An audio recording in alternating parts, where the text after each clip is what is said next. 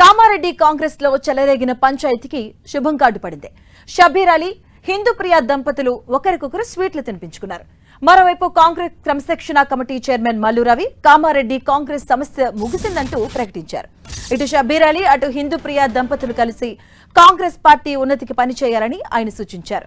సమస్యలు ఉంటే పార్టీ పెద్దల దృష్టికి తీసుకురావాలని, అంతేకాని పోలీస్ స్టేషన్ల చుట్టూ తిరగొద్దంటూ తెలిపారు. పీసీసీ చీఫ్ మహేష్ కుమార్ గౌడ్ పై చేసిన కామెంట్స్ పై తర్వాత చర్చిస్తామని చెప్పారు కాంగ్రెస్ క్రమశిక్షణ కమిటీ చైర్మన్ మల్లు రవి. పూర్తి అప్డేట్స్ మా కరెస్పాండెంట్ ప్రతాప్ అందిస్తారు. ప్రతాప్, మాధవి, గాంధీ భవన్ లో క్రమశిక్షణ కమిటీ భేటీ ముగిసింది.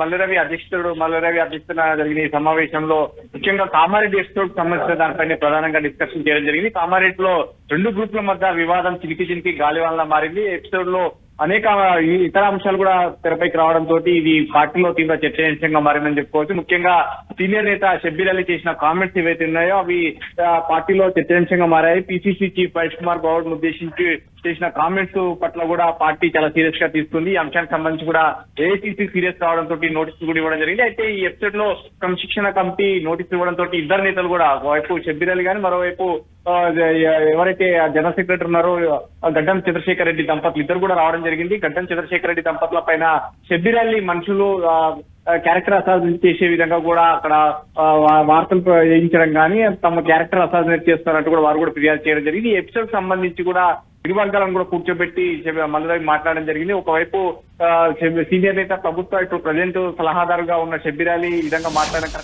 పార్టీలో కూడా జరిగింది. సో ఈ అంశానికి సంబంధించి ఇరు వర్గాలను కూడా జనరల్ సెక్రటరీ గడ్డం చంద్రశేఖర్ రెడ్డి దంపతులను, అదేవిధంగా షబ్బీర్ అలీని ఇద్దరిని కూడా కూర్చోబెట్టి వారిని ఇద్దరిని ఒక దగ్గర ఫస్ట్ విడివిడిగా మాట్లాడిన మల్లురవి ఈ అంశానికి సంబంధించి కాంప్రమైజ్ కావాల్సిందే, ఖచ్చితంగా ఎక్కడో దగ్గర ఈ పార్టీకి నష్టం జరుగుతుంది. ముఖ్యంగా ఈ అంశం ఒక కామారెడ్డికి ఎపిసోడ్కి మాత్రమే పరిమితం కాదు, ఇది కాంగ్రెస్ పార్టీ కుటుంబానికి సంబంధించిన అంశం కాబట్టి ఇట్లా ఒకరికొకరు గొడవలు పడినట్లయితే రెండు వర్గాలకు సంబంధించిన గ్యాప్ వచ్చినట్లయితే కనుక కార్యకర్తల పైన ప్రభావం చూపిస్తుంది. కాబట్టి ఖచ్చితంగా కలిసి పనిచేయాలి, పార్టీ బలోపేతానికి అందరూ పనిచేయాల్సిందే అంటూ కూడా మల్లురవి సూచించడం జరిగింది.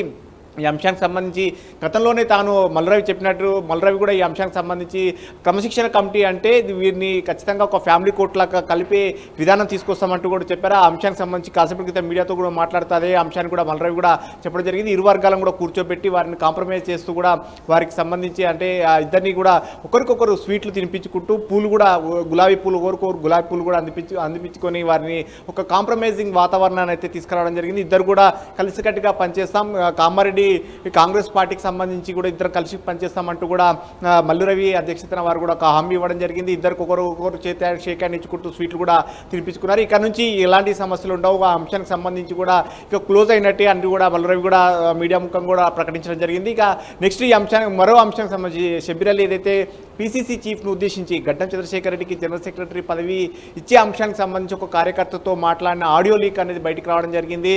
పీసీసీ చీఫ్ డబ్బులకు కానీ అదేవిధంగా ఇతరత్ర మాటలు మాట్లాడుతూ కూడా పదవులు అమ్ముకుంటున్నారంటూ కూడా చేసిన కామెంట్స్ను ఏసీసీ చాలా సీరియస్గా తీసుకున్న అంశం కూడా ఉంది. దీనికి సంబంధించి కూడా పీసీసీతో మాట్లాడి దాన్ని కూడా త్వరలో కంక్లూడ్ చేస్తాను, వాటిని కూడా క్లోజ్ చేస్తానంటూ కూడా మళ్ళీ చెప్పడం జరిగింది. సో మొత్తం మీద కామారెడ్డి ఎపిసోడ్కి సంబంధించి గత కొంతకాలంగా జరుగుతున్న వివాదానికైతే ఒక ఫుల్ స్టాప్ పడిందంటూ కూడా క్రమశిక్షణ కమిటీ చైర్మన్ మల్లురవి ప్రకటించడం జరిగింది. Thank you Pratap.